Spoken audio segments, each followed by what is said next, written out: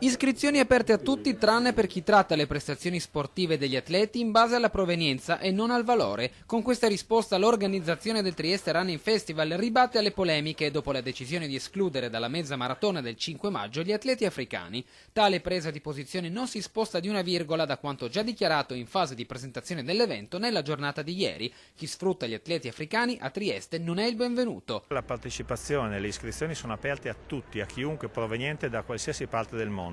E questo lo è sempre stato, visto che Trieste è una città multiculturale per eccellenza e l'evento del Trieste Running Festival ha sempre richiamato partecipanti da oltre 50 paesi di ogni parte del mondo.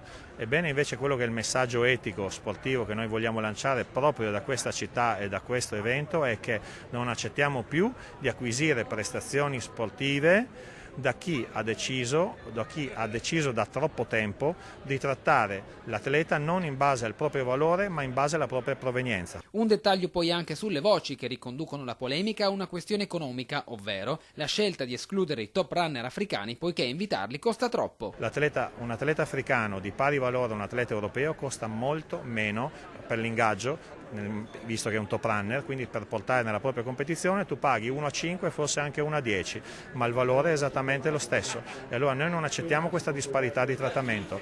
Il valore dello sport non ha colori e questo nella corsa purtroppo non è riconosciuto e noi vogliamo cambiare questo sistema. La salute.